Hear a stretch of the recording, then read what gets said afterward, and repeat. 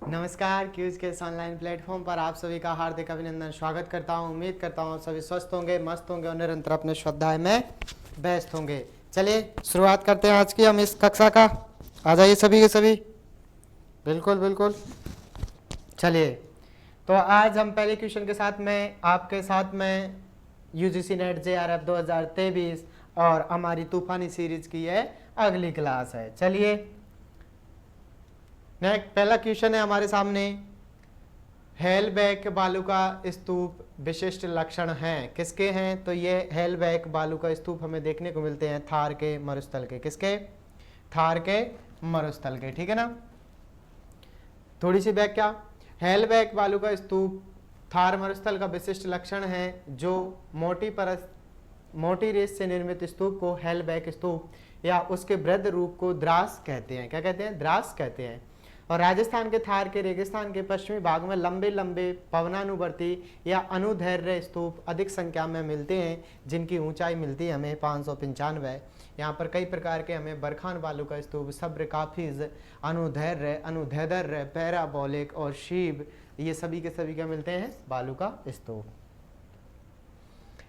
कथन है, शुष्क एवं अर्धशुष्क प्रदेशों में जल संघात पूर्व सीट फ्लड एक महत्वपूर्ण स्थल रूप निर्माणक प्रक्रम है।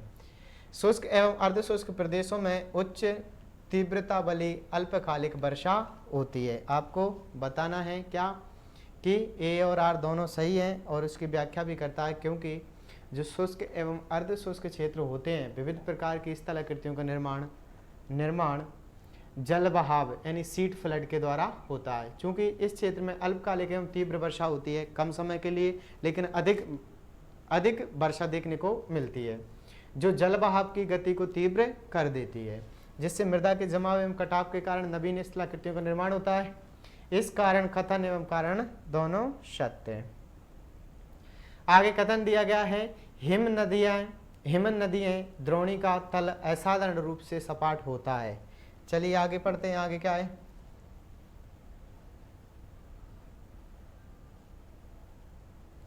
आगे आपका हिमनदी द्रोणिका में सपाट तल समरूप हिमनदी अपरदन द्वारा निर्मित होता है। आपको बताना है कि कौन सा सही है। तो कौन सा सही है? ए सही है, किंतु आर गलत है। क्यों गलत है? चलिए पढ़ते हैं। क्योंकि हिमनदियां द्रोणिका का तल साधारण रूप से सपाट होता है, जो यू आकार की घाटी के समान दिखता है। कैसा दिखता है? यू आकार की घाटी के समान दिखता है। ठीक। आगे, यद्यपि इस सपाट तल का निर्माण अपरदनात्मक क्रिया द्वारा नहीं होता है, इसे इस तरह कथन तो क्या हो जाएगा? सही, और आपका कारण है वो असत्य हो जाएगा। चलिए, कुछ वैज्ञानिक दिए गए हैं और उनकी पुस्तकें दी गई हैं, उनको मिलाते हैं। जैसे सबसे बात करूं मैं थॉर्नबेरी की प्रिंसिपल ऑफ जियोफॉर्मोलॉजी। प्रिंसिपल ऑफ जियोफॉर्मोलॉजी किसके द्वारा दिया गया? थॉर्नबेरी के द्वारा। ड्यूरी रिवर्स एंड रिवर टेरेसेटेज और रिटियर स्टीयर्स ये दिया गया था द अनस्टेबल अर्थ। और स्ट्रॉलर की थी कौन सी थी? Physical geography. वापस से याद करना, स्ट्रॉलर की फिजिकल जियोग्राफी, स्टीयर्स की द अनस्टेबल अर्थ, ड्यूरी की रिवर्स एंड रिवर टेरेसेटज और थॉर्नबेरी की प्रिंसिपल ऑफ जियोफॉर्मोलॉजी। आगे आपका भू आकृति विज्ञान में गतिक संतुलन की अवधारणा का प्रतिपादन किसने किया था? तो ये आपके किया था हैक ने। किसने किया था? हैक ने। किसका प्रतिपादन किया था? गतिक संतुलन की अवधारणा का। किसमें? भू आकृति विज्ञान में। आगे थोड़ा सा उनका विवरण है कि भू आकृति विज्ञान में गतिक संतुलन की अवधारणा का प्रतिपादन जेटी हैक ने किया। हैक के अनुसार अपरदनात्मक स्थलाकृति की व्याख्या गतिक संतुलन के नियमों पर की जाती है। हैक का सिद्धांत विवृत तंत्र की संकल्पना पर आधारित है। इसके अनुसार जब तक विवृत तंत्र में ऊर्जा स्थिर रहती है तब तक स्थल रूप भी स्थिर रहते हैं, यद्यपि अपरदन द्वारा स्थल खंड में अवनयन होता रहता है। क्या होता रहता है? अवनयन होता रहता है। आगे आपका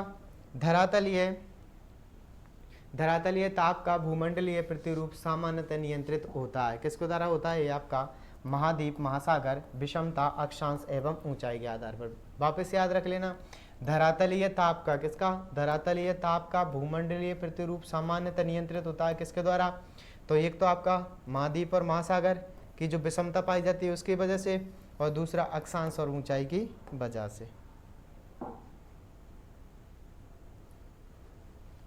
क्योंकि महाद्वीप और महासागर विषमता, जिन भागों में महाद्वीपीय भाग अधिक पाया जाता है वह तापमान ज्यादा हो जाएगा, ठीक है, क्योंकि स्थल की विशिष्ट ऊष्मा सामर्थ्य कम होती है, जबकि जिन महासागरीय भागों की विशिष्ट ऊष्मा सामर्थ्य अधिक होने के कारण कम तापमान पाया जाता है। अक्षांश विषुवत रेखा से ध्रुवों की ओर जाने पर ताप क्रमश से कम होता जाता है। ऊंचाई, समुद्र तट से दूरी के किनारे वाले स्थलीय नाम का तापमान बहुत अधिक नहीं होता, और प्रचलित पवनों तट के समानांतर फैली श्रेणियां और समुद्री धाराओं द्वारा नियंत्रित होता है। तो याद रख लेना कौन कौन से, हमारे महाद्वीप महासागरों का विषम तापमान, और आपकी अक्षांश, और दूसरा ऊंचाई। थानथवेट द्वारा विश्व के जलवायु वर्गीकरण की प्रमुख मापदंड क्या रखे गए थे, तो जो था थानथवेट उसने कौन कौन से जलवायु के रखे थे, उन्होंने रखा था आपका एक तो वर्षा की प्रभावशीलता, तापीय दक्षता, संभाव्य बाष्पन या बाष्पोत्सर्जन, ये तीन उन्होंने रखे थे कि थानथवेट ने सर्वप्रथम अपना वर्गीकरण 1931 में प्रस्तुत किया। कब किया, 1931 में, और पुनः 1948 में संशोधित किया, ठीक है ना। और कोपेन की भांति थानथवेट ने भी यह स्वीकार किया कि वनस्पति जलवायु की सूचक होती है। क्या कहा था कि वनस्पति जलवायु की सूचक होती है। जैसे हम रेगिस्तान में जाते हैं तो कैसी मरुभूमि, उसी प्रकार से जब आर्द्र में आते हैं तो हमें सागवान के वन देखने को मिल जाते हैं। तो वनस्पति पर वर्षा की मात्रा एवं तापमान का प्रभाव होता है। इसी के साथ उन्होंने बाष्पीकरण को भी ध्यान में रखा। इसी आधार पर उन्होंने वर्षा की प्रभावशीलता, तापीय दक्षता, संभाव्य बाष्पन या बाष्पोत्सर्जन को अपने जलवायु प्रदेश के सीमा निर्धारण में महत्व दिया था। चलिए नेक्स्ट क्वेश्चन की ओर। और नेक्स्ट क्वेश्चन क्या कहता है,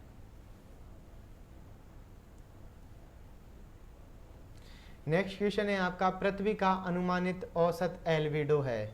तो पृथ्वी का औसत एल्बिडो कितना है, और ये क्या मांगा था, यहाँ पर माना था क्योंकि औसत एल्बिडो है 30%। सफेद तथा चिकने पदार्थों को एल्बिडो सर्वाधिक होता है। सफेद तथा चिकने पदार्थों का एल्बिडो है वो क्या होता है, सर्वाधिक होता है।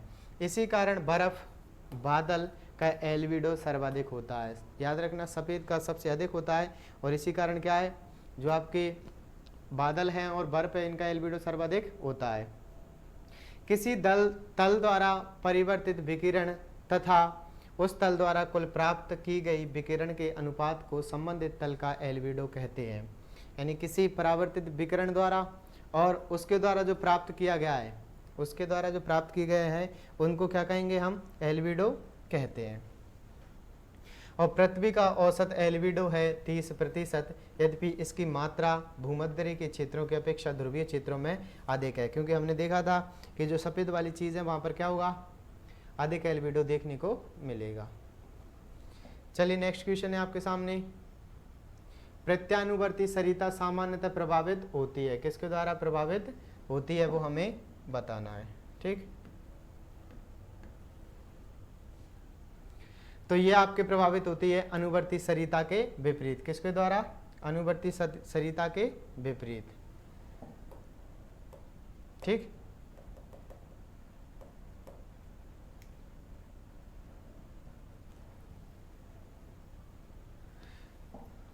Option B is correct. थोड़ी सी व्याख्या कि प्रधान अनुवर्ती सरिता के प्रवाह की दिशा के विपरीत दिशा में प्रवाहित होने वाली सरिता को प्रति अनुवर्ती कहा जाता है।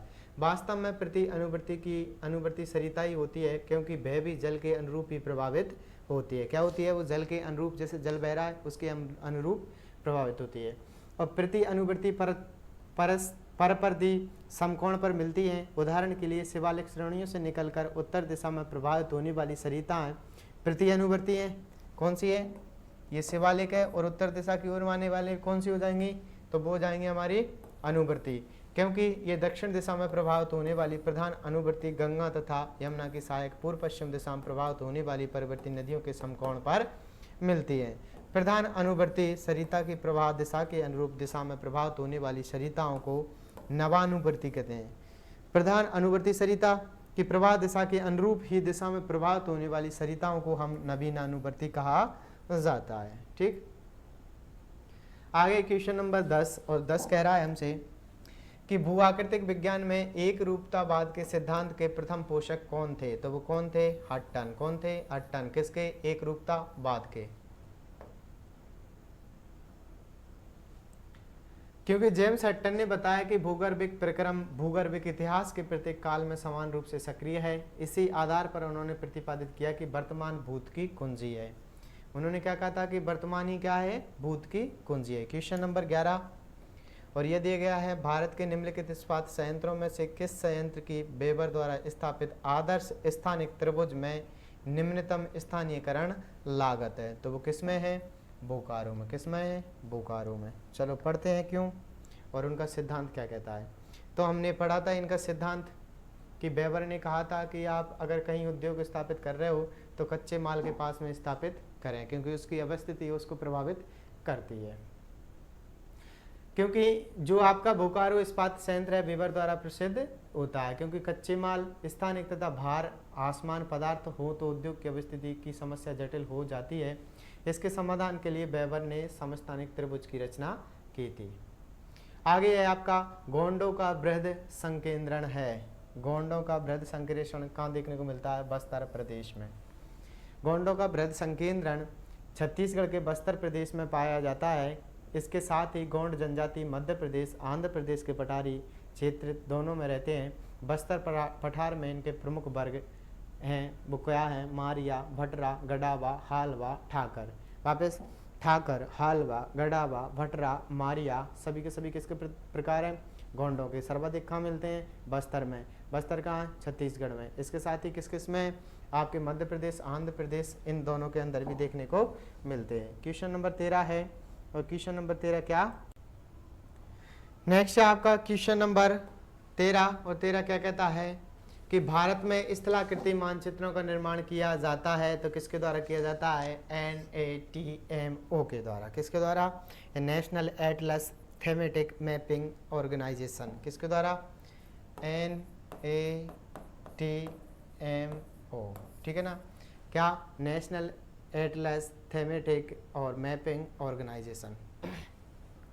तो ये स्थलाकृति मानचित्रों का निर्माण याद रखना किसके द्वारा किया जाता है? NATMO के द्वारा।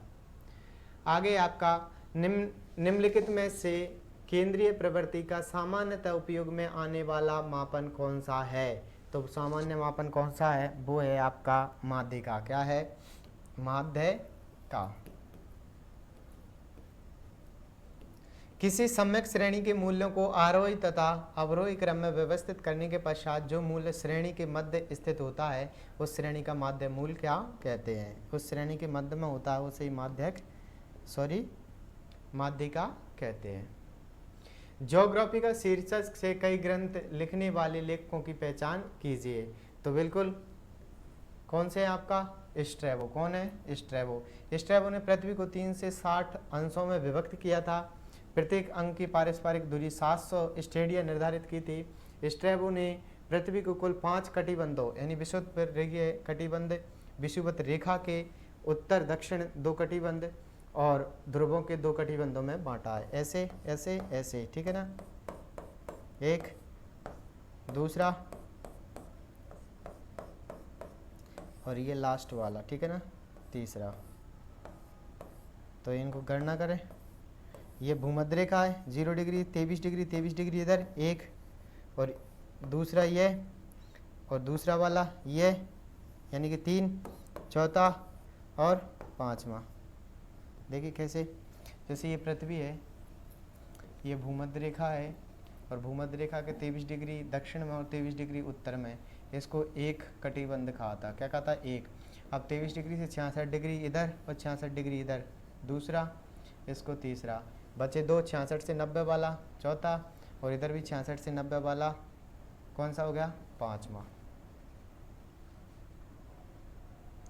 तो बिल्कुल चलें आगे। चलिए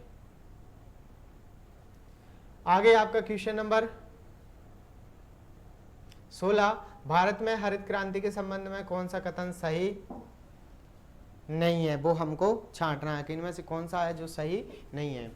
तो सही नहीं है कि इसके कारण मोटे अनाजों के उत्पादन में प्रचुर वृद्धि हुई थी। मोटे अनाजों के में इसके कारण कोई वृद्धि नहीं हुई, जबकि इसके अंदर उन्नत बीजों, सघन सिंचाई, रासायनिक उर्वरक का उपयोग इसकी विशेषता थी। बिल्कुल उच्च क्वालिटी के बीज हो, सघन सिंचाई हो और क्या हो आपके रासायनिक उर्वरक, इस पर बल दिया गया। सेकंड, ये पंजाब, हरियाणा तथा पश्चिमी उत्तर प्रदेश के गेहूं उत्पादन क्षेत्र में वृद्धि प्रारंभ हुई। ठीक है, इसके परिणाम स्वरूप ग्रामीण आय में विषमताएं बढ़ी, क्योंकि जिन क्षेत्रों के अंदर इसमें बढ़ोतरी देखने को नहीं मिलती है उसमें क्या होता है, उसमें ये राज्य इनकी अपेक्षा पिछड़ जाते हैं। बिल्कुल, तो याद रखना किन किन फसलों पर बल दिया गया था। इसमें चावल जैसे अनाजों के उत्पादन पर बल दिया गया था, चावल, गेहूं। ठीक है ना। आगे, जैसे फसल पर अनेक कारणों के कारण दुष्प्रभाव की संभावना होती है, जिनमें सबसे महत्वपूर्ण कारक है वो है आपका कौन सा, स्थान पत्रों या विकल्पों का विकास। पढ़ते हैं थोड़ा सा कि फसलों पर अनेक कारणों के दुष्परिणाम की संभावना होती है, जिनमें सबसे महत्वपूर्ण कारण है स्थान पत्रों का विकास। जब बाजार में दूसरी तरफ स्थान पत्र वस्तुएं सस्ते दामों पर मिलने लगती हैं तो मुख्य फसल की मांग कम हो जाती है। क्या हो जाती है, मुख्य फसल की मांगें कम हो जाती हैं। ठीक है, तो जैसे ही आपको अगर दूसरी चीज़ें मिल जाएंगी तो जो मुख्य फसल है उसकी मांग क्या हो जाएगी, कम हो जाती है।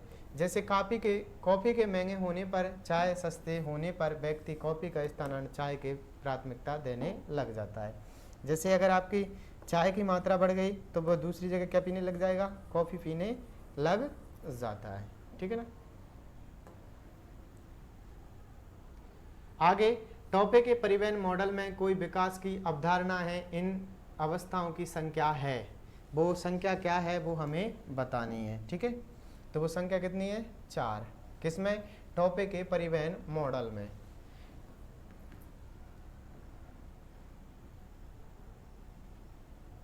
मिट्टी, जल तथा ऊष्मा की उपलब्धता के क्रम में निम्नलिखित में से जीवों की कौन सी व्यवस्था सही है वो हमको बतानी है कि इनमें से जीवों की जो व्यवस्था है वो कौन सी सही है। बताइए कौन सी सही है। बिल्कुल, तो वन, सवाना, घास स्थल, मरुस्थल और टुंड्रा। चलिए पढ़ते हैं थोड़ा सा इनके बारे में। वन, सवाना, घास स्थल, मरुस्थल तथा टुंड्रा में क्रमशः मिट्टी तथा जल की उपलब्धता कम होती जाती है। क्या होती है, इनके अंदर मिट्टी तथा जल की उपलब्धता कम होती जाती है।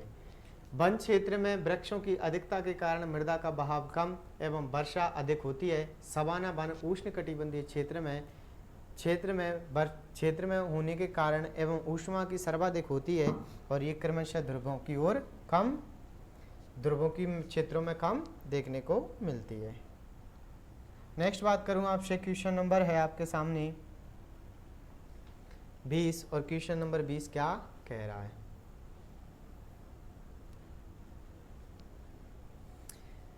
कच्छ वनस्पति यानी मैंग्रोव के वन मुख्य रूप से निम्नलिखित में से किस नदी के डेल्टा के समुद्र में पाए जाते हैं। तो वो किसके में पाए जाते हैं, कच्छ वन या मैंग्रोव वन मुख्य रूप से तो वो पाए जाते हैं आपके कावेरी के में। किसके में, कावेरी डेल्टाओं के क्षेत्र में।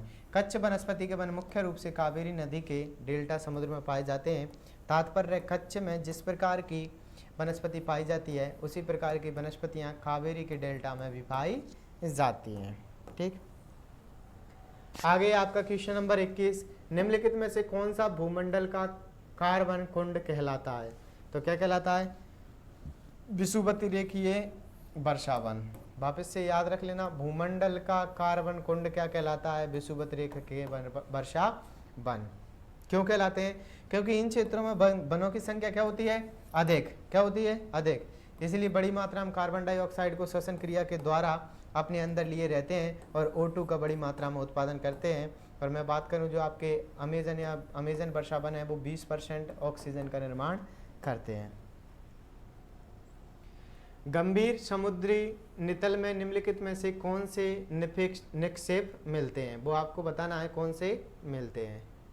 तो कौन से मिलते हैं? पंख और लाल मिट्टी। कौन से? पंख और लाल मिट्टी। गंभीर समुद्र नितल में निम्नलिखित में से कौन से निक्षेप मिलते हैं? तो वो कौन से मिलते हैं? पंख और लाल मिट्टी। ठीक,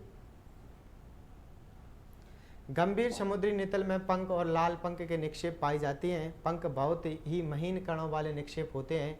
बजरी तथा रेत की मात्रा पंख की धरातत्व पर विघटन के कारण उत्पन्न होते हैं, जो नदियों तथा वायु द्वारा सागरीय नितल पर जमा किए जाते हैं। जल पंख में लोहे के ऑक्साइड की अधिकता है तथा इसमें चूना 32% तक पाया जाता है और यह पंख सागर ब्राजील के तटीय तथा अटलांटिक महासागर के बेसिन पर इसका सर्वाधिक विस्तार है। लाल पंख के अलावा पंख के दो प्रमुख भाग हैं, एक नीला पंख और दूसरा हरा पंख। ठीक है ना। आगे आपका क्वेश्चन नंबर 23 और 23 क्या कह रहा है? निम्नलिखित में से सबसे महत्वपूर्ण वायु प्रदूषक है, तो वो है आपका कार्बन डाइऑक्साइड। कौन सा है? Carbon dioxide. चलिए नेक्स्ट चलते हैं।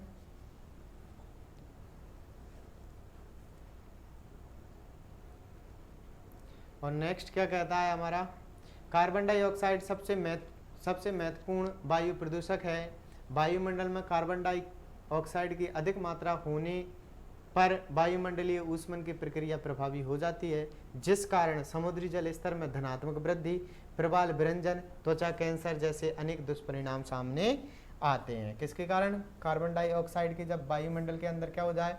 अधिक मात्रा हो जाए तो उसके क्या होंगे? दुष्परिणाम देखने को मिलेंगे। कृषि का मशीनीकरण किस देशों के लिए सबसे उपयुक्त है? वो हमें बताना है। किसके लिए?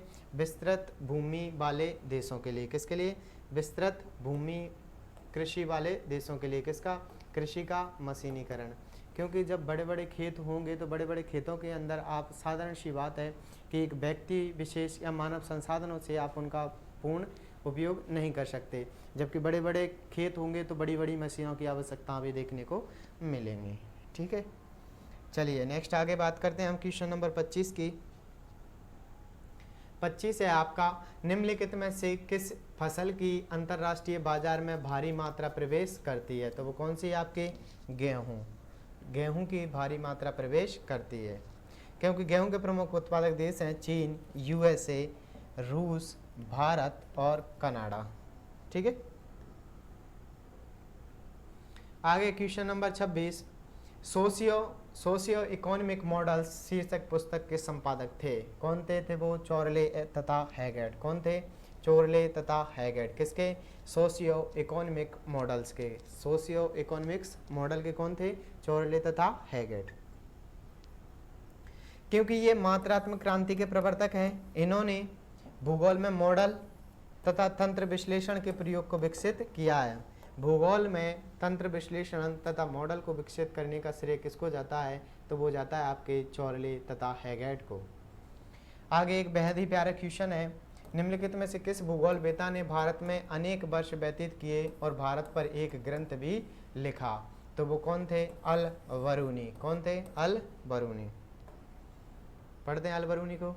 अल बरूनी ने भारत में कई वर्ष व्यतीत किए, भारत पर एक ग्रंथ लिखा। अल बरूनी के प्रमुख ग्रंथ इस प्रकार हैं: किताब अल हिंद, अल कानून अल नस्दी, दी वेस्टीज ऑफ द फास्ट और तारीखुल हिंद। वापस से चार याद रख लेना: किताब अल हिंद, अल कानून अल नस्दी, दी वेस्टीज ऑफ द फास्ट और तारीखुल हिंद। तो ये किसके हैं? तो ये सभी के सभी अल बरूनी के हैं। किस राज्य ने राज्य का जैव सिद्धांत प्रतिपादित किया है? तो वो किसने? रैटजेल ने। किसने? किस राज्य का जैव सिद्धांत प्रतिपादित किया है? तो रैटजेल ने। राज्य का जैव सिद्धांत, क्या राज्य का जैव सिद्धांत किसने प्रतिपादित किया है? रैटजेल ने। उन्होंने राज्य की तुलना एक जीव से की है। किससे की है? एक जीव से की है। इनका कथन है कि राज्य का या तो सामान्य जीव की तरह विकास करना चाहिए या उसे समाप्त हो जाना चाहिए, वह कभी भी स्थिर नहीं रह सकता। उन्होंने कहा कि जिस प्रकार से एक जीव का निरंतर विकास होता है, या तो आप उसका विकास करो या उसे नष्ट कर दो, पर उसको स्थिर मत रखो। ठीक है, तो वास्तव में रैटजेल सामाजिक डार्विनवाद की विचारधारा के समर्थक थे। ठीक, आगे द्वितीय विश्व युद्ध के पूर्व सबसे पहले जियोपॉलिटिकल शब्द का प्रयोग करने वाला विद्वान कौन था? तो वो थे आपके ज़ेलॉन। कौन थे? ज़ेलॉन। ठीक। द्वितीय विश्व युद्ध के पूर्व ज़ेलॉन महोदय ने सबसे पहले जियोपॉलिटिकल शब्द का प्रयोग किया था। अरुणाचल प्रदेश का पूर्व नाम क्या था? तो इसका पूर्व नाम था पूर्वोत्तरी सीमांत प्रदेश। क्या था? पूर्वोत्तरी सीमांत प्रदेश। ठीक है। अरुणाचल प्रदेश भारत का एक उत्तर पूर्वी राज्य है। अरुणाचल का अर्थ हिंदी में है उगते सूर्य का पर्वत। क्या है? उगते सूर्य का पर्वत। लेकिन उगते सूर्य का देश पूछा जाता है तो वो आपका जापान हो जाता है। ठीक है। जनजातीय संयोजन पूर्वोत्तर के राज्य में सीमित हैं। तो कौन सी हैं जो जनजातीय पूर्व के राज्यों में सीमित हैं? तो वो देखने को मिलते हैं आपको गारो और खासी। क्या? गारो और खासी। गारो और खासी जनजातीय संयोजन मेघालय राज्य में सीमित है। इन गारो जनजातीय समूह में परिवार की एक छोटी पुत्री का स्थान महत्वपूर्ण होता है। वही परिवार की संपत्ति की उत्तराधिकारी होती है।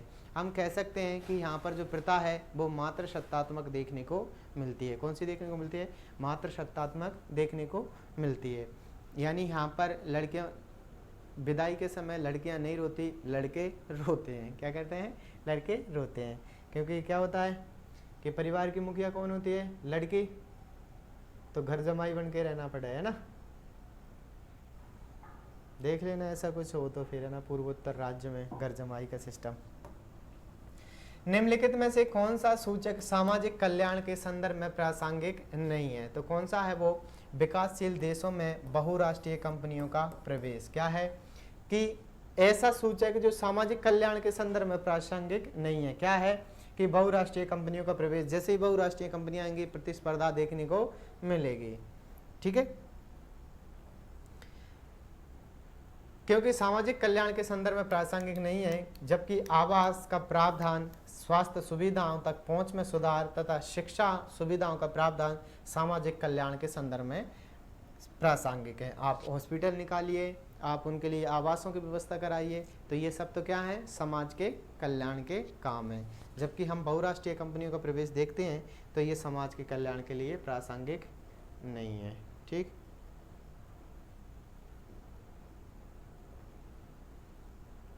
आगे आपका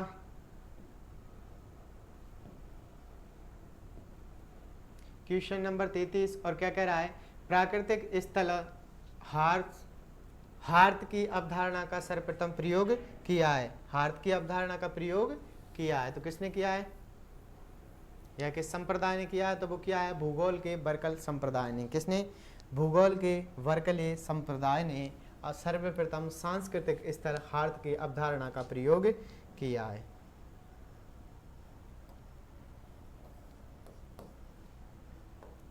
नेक्स्ट क्वेश्चन है आपका क्वेश्चन नंबर 34। उत्तरी भारत के मैदान में शीतकालीन वर्षा लाने वाले चक्रवात आते हैं तो किसकी वजह से आते हैं? भूमध्य सागर की वजह से। किसकी वजह से? भूमध्य सागर की वजह से। और इनको ही हम क्या नाम दे देते हैं? महावट कह देते हैं। और किसके द्वारा आते हैं? तो पश्चिमी विक्षोभ या जेट स्ट्रीम के द्वारा आते हैं।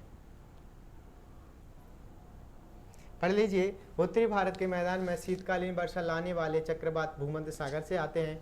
भारत में उत्तरी मैदानों में शीत ऋतु में होने वाली वर्षा पश्चिम विक्षोभ द्वारा होती है। ये अतिरिक्त उष्णकटिबंधीय गर्त होते हैं। इनकी उत्पत्ति मुख्यतः भूमध्य सागर या अटलांटिक महासागर में होती है, जहाँ से ये आर्द्रता ग्रहण करते हैं। क्या करते हैं? अपने साथ आर्द्रता लेते हैं। और उत्तरी सागर में पश्चिम विक्षोभ से होने वाली वर्षा गेहूं की खेती के लिए अत्यंत लाभकारी होती है।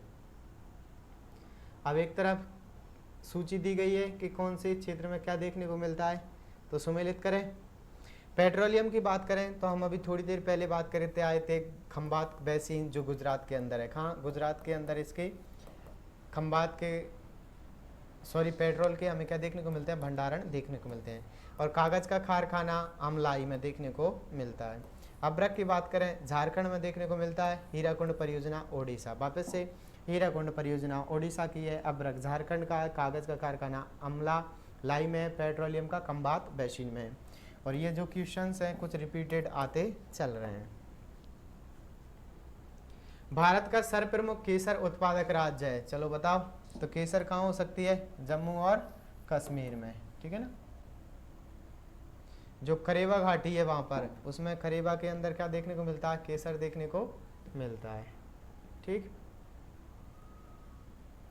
जनांकीय संक्रमण सिद्धांत के प्रतिपादक हैं, कई बार पूछा गया है और कई क्वेश्चन कई परीक्षाओं के अंदर देखने को मिलता है कि जनांकीय संक्रमण सिद्धांत के प्रतिपादक थे, तो वो थे आपके फ्रैंक नोटेस्टाइन। कौन से? फ्रैंक नोटेस्टाइन, जननांकीय संक्रमण के प्रतिपादक। चलिए नेक्स्ट क्वेश्चन की ओर।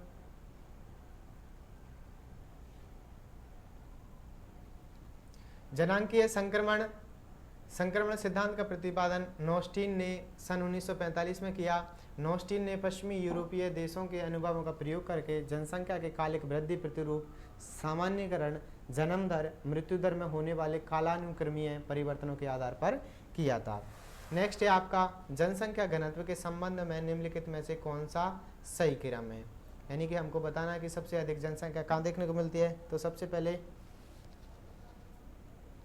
जनसंख्या घनत्व के संबंध में निम्नलिखित में से कौन सा क्रम सही है। तो हमको बताना है कि जनसंख्या घनत्व में महाद्वीपीय क्रमों का इस प्रकार है कि सबसे पहले तो अब तो आपका एशिया, अमेरिका, अफ्रीका और फिर यूरोप। ठीक। नेक्स्ट है आपका 39, निम्नलिखित में से कौन से विकास में प्रादेशिक असंतुलन का प्रत्यक्ष प्रमाण है। तो किस में देखने को मिलता है आपको प्रादेशिक असंतुलन, यानी कि प्रादेशिक असंतुलन से तात्पर्य है किसी प्रदेश विशेष के बीच में असंतुलन उत्पन्न होना। तो कुल भौगोलिक क्षेत्र में कृषि भूमि का प्रतिशत, यही क्या करता है आपका प्रादेशिक असंतुलन का प्रत्यक्ष प्रमाण दिखाई देता है। और बात करें प्रादेशिक जो असंतुलन का मापन है, एक कठिन कार्य है क्योंकि ये कई कारकों पर निर्भर करता है। इसके मापने के लिए कसौटी मापक तथा तकनीक का प्रयोग किया जाता है। कसौटी मापक और तकनीक का प्रयोग किया जाता है प्रादेशिक असंतुलन को मापने के लिए, और ये सर्वाधिक विभिन्नता किसमें दर्शाता है, आपके भौगोलिक क्षेत्र और कृषि के अंदर। क्वेश्चन नंबर 40 है आपका, निम्नलिखित में से कौन विशेषता क्षेत्रीय आंकड़ा आधारित नहीं है। क्षेत्रीय आधारित नहीं है, तो स्थिति तो है, बिल्कुल है, बहुभुज है, बिल्कुल है, और रेखाएं भी होती है, लेकिन त्रिभुज क्या होता है, क्षेत्रीय आंकड़ा आधारित नहीं होता। ठीक है ना।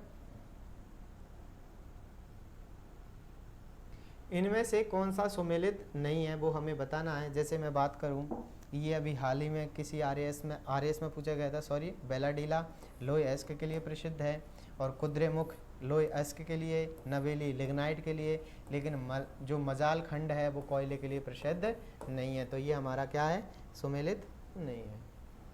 नेक्स्ट बात करूं मैं आपसे, क्वेश्चन नंबर है हमारा, थोड़ी सी इसकी व्याख्या कर लेते हैं कि जो आपका मजाल खंड बालाघाट मध्य प्रदेश का एक प्रमुख तांबा उत्पादक क्षेत्र है। याद रखना, मजाल खंड बालाघाट मध्य प्रदेश के हैं और ये किसके लिए प्रसिद्ध हैं, तो उत्पादन के लिए। बेलाडीला की खान छत्तीसगढ़ में है, कुद्रेमुख कर्नाटक में है और नवेली तमिलनाडु में। कहाँ पर, नवेली तमिलनाडु, कुद्रेमुख कर्नाटका और छत्तीसगढ़ में बेलाडीला, मजाल खंड बालाघाट मध्य प्रदेश में किसके लिए प्रसिद्ध हैं, तांबे के लिए प्रसिद्ध हैं। आगे आपका राजस्थान में आद्य महाकल्पीय एवं कडप्पा भूवैज्ञानिक क्रमों पर विकसित प्रमुख मृदा का प्रकार है। कौन सा है वो आपके, तो वो किसकी बात कर रहा है आपसे, आद्य महाकल्पीय की। किसकी, आद्य महाकल्पीय की। एवं कडप्पा भूवैज्ञानिक क्रमों पर विकसित प्रमुख मृदा है वो कौन सी देखने को मिलती है, लाल मिट्टी। इसका थोड़ा सा एक्सप्लेनेशन कि भारत में आद्य महाकल्पीय एवं कडप्पा भूवैज्ञानिक क्रमों पर विकसित क्रमों का मृदा लाल मिट्टी है, और लाल मृदा का विस्तार हमें देखने को मिलता है तमिलनाडु से उत्तर में बुंदेलखंड तक और पश्चिम में कच्छ तथा पूर्व में राजमहल पहाड़ियों तक पाया जाता है। ठीक है ना, पश्चिम में कच्छ से और यहाँ तक हमारी जो राजमहल की पहाड़ियाँ हैं उसके अंदर पाया जाता है, और दूसरा तमिलनाडु से यहाँ पर हमारा बघेलखंड का पठार है वहाँ तक देखने को मिलता है, सॉरी बुंदेलखंड का। इसका रंग फेरिक ऑक्साइड किसके कारण लाल होता है, इसमें कौन सा देखने को मिलता है, फेरिक ऑक्साइड की उपस्थिति के कारण इसका रंग लाल हो जाता है। और इस मृदा में चूना कंकड़ तथा कार्बोनेट नहीं पाए जाते। इसमें क्या क्या नहीं देखने को मिलते, चूना कंकड़ और कार्बोनेट। किसकी वजह से लाल रंग होता है, फेरिक ऑक्साइड की वजह से। कहाँ से कहाँ तक देखने को मिलता है, तमिलनाडु से बुंदेलखंड तक और आपके कच्छ के रण से लेकर के कहाँ तक, राजमहल की पहाड़ियों तक। नेक्स्ट क्वेश्चन है आपका, सियाचिन हिमनद स्थित है। तो सियाचिन हिमनद है वो हमारा ट्रांस हिमालय में स्थित है। किसमें? ट्रांस हिमालय में, यानी हिमालय पार। और यही वो विवादित, जो भारत चीन के मध्य विवादित है, वो क्या है? सियाचिन ग्लेशियर। आगे बात करें, सियाचिन हिमनद ट्रांस हिमालय में स्थित है। ये पूर्वी काराकोरम रेंज में भारत पाक नियंत्रण रेखा के पास स्थित है। ये काराकोरम के 5 बड़े हिमनदों में से सबसे बड़ा हिमनद है। सियाचिन के अलावा काराकोरम के प्रमुख ग्लेशियर निम्न है, बांटोरा, बंटूरा तथा स्पास। कौन कौन से है? बांटोरा, बटूरा और स्पास। आगे नेक्स्ट क्वेश्चन है आपके सामने, विश्व में हरी चाय का सर्व प्रमुख उत्पादक देश है। जो चाय है उसका हरी चाय, और हरी चाय जैसे चीन। ठीक, प्रमुख उत्पादक इस प्रकार है, पहले स्थान पर चीन है, दूसरे पर जापान और तीसरे पर भारत है। 45, किसने मुख्य रूप से मानव को केंद्र में रखते हुए पर्यावरण की अवधारणा का परिष्कार करके भूगोल में वैधता की समस्या का हल करने का प्रयास किया था? वो थे आपके वाइडल डी लाप्लास। इन्होंने क्या किया था कि पर्यावरण की अवधारणा का परिष्कार करके भूगोल में वैधता की समस्या का हल करने का प्रयास करने का श्रेय किसे दिया जाता है? लाप्लास को। चलिए थोड़ी सी व्याख्या कि वाइडल डी लाप्लास ने मुख्य रूप से मानव को केंद्र में रखते हुए पर्यावरण की अवधारणा का परिष्कार करके भूगोल में वैधता की समस्या को हल करने का प्रयास किया है। दिखाई दे रहा है? अच्छा, ये क्या हो गया? अच्छा, डबल आ गए। चलिए, तो वैधता की समस्या को हल करने का प्रयास किसने किया है? लाप्लास ने। निम्नलिखित जोड़ों में से कौन सा सुमेलित नहीं है वो हमको बताना है। जैसे सतपुड़ा पर्वत, महादेव पहाड़ियाँ स्थित हैं। छोटा नागपुर में राजमहल की पहाड़ियाँ देखने को मिलती हैं। हिमालय पर्वत में खासी की पहाड़ियाँ नहीं मिलती। खासी की पहाड़ियाँ कहाँ देखने को मिलती है? हमें हमारे जो नागालैंड वाला क्षेत्र है। कौन सा? नागालैंड में। नागालैंड में क्या देखने को मिलती है? गारो और खासी जयंतिया की पहाड़ियाँ देखने को मिलती हैं। और विंध्य श्रेणियों की बात करें तो भांडेर श्रेणी में देखने को मिलती है। विंध्य पूर्व नर्मदा नदी के उत्तर में उसके समानांतर पश्चिम से पूर्व की ओर विस्तृत है, और आगे चलकर ये उत्तर पूर्व की दिशा में मुड़ जाती है। भांडेर तथा कैमूर श्रेणियों के नाम से विख्यात है। लंबाई 1200 किलोमीटर है। ऊंचाई पूर्वी तथा पश्चिमी भागों में 500 मीटर है और मध्यवर्ती भाग में 600 मीटर है। ये पर्वतमाला गंगा नदी के क्रम को दक्षिणी भारत की नदियों के क्रम से अलग करती है। कौन सी? विंध्यन श्रेणी। कौन सी श्रेणी? विंध्यन श्रेणी। इन दोनों पार्टों को एक दूसरे क्षेत्र से अलग कर देती है, इधर वाली नदियाँ और पश्चिम वाली नदियाँ। आगे आपके वही एक गद्यांश दिया गया है, तो गद्यांश को हम स्किप करते हुए सीधा क्वेश्चन पर चलते हैं। क्वेश्चन है आपका, अब देखिए यहाँ पर पहला ही मूल विषय संबंधित पूछ लिया। वैसे तो लास्ट में पूछता है, पर कोई नहीं। याद रखना कि जो गद्यांश का मूल विषय संबंधित है, किससे संबंधित था? प्रादेशिक विकास नीति से। किससे था? प्रादेशिक विकास नीति से। आगे है हमारा क्वेश्चन, प्रादेशिक विकास नियोजन की समस्या का मूल विषय है। तो मूल विषय क्या है कि राज्य के खंडीय योजनाओं पर अधिक अविलंबन। क्या? राज्य के खंडीय योजनाओं के अविलंबन पर अधिक अविलंबन।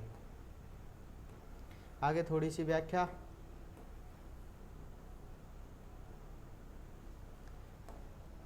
जो प्रादेशिक विकास नियोजन है उसकी मूल समस्या मानी जाती है कि जो आपका राज्य है और राज्य की जो खंडीय योजना है उन पर अधिक अविलंबन, यानी उनके अंदर अधिक समय खर्च करना ही क्या कहलाता है? प्रादेशिक विकास की मूल समस्या, प्रादेशिक विकास की नियोजन की मूल समस्या कहलाती है। जितना अधिक समय लगाओगे उतना ही क्या होगा? ये योजनाएं निष्प्रभावी होती जाएंगी। आगे आपका क्वेश्चन नंबर 49, देश को संघीय राज्यों के समूह वाले वृहद प्रदेशों में विभाजन किस आधार पर हो सकता है? तो वो है आपका विवरण सूची का विश्लेषण। किसके आधार पर? विवरण सूची के विश्लेषण के आधार पर। जो वृहद प्रदेशों में विभाजन प्रमुख हो सकता है तो किस आधार पर हो सकता है? विवरण सूची के विश्लेषण के आधार पर। और आज का आपका अंतिम क्वेश्चन है, राजनीतिक सोच विचार अभी अत्यधिक आवश्यक है किस लिए? तो ये आवश्यक है आपके राजनीतिक नियोजन में, प्रादेशिक विकास नीति में, अंतरखंडीय विकास में। वापस याद रखना, राजनीतिक सोच विचार अत्यधिक आवश्यक है किस किस में? राजनीतिक नियोजन में है, प्रादेशिक विकास नीति में है, अंतरखंडीय विकास में है। तो इसी के साथ ऑप्शन डी करेक्ट हो जाएगा। और आज जो हमारे 50 क्वेश्चन थे उनको हमने सॉल्व कर लिया। आज के लिए सिर्फ इतना ही, मिलते हैं कल की क्लास में। तब तक स्वस्थ रहें, मस्त रहें और निरंतर अपने स्वाध्याय में व्यस्त रहें। जय हिंद, जय भारत।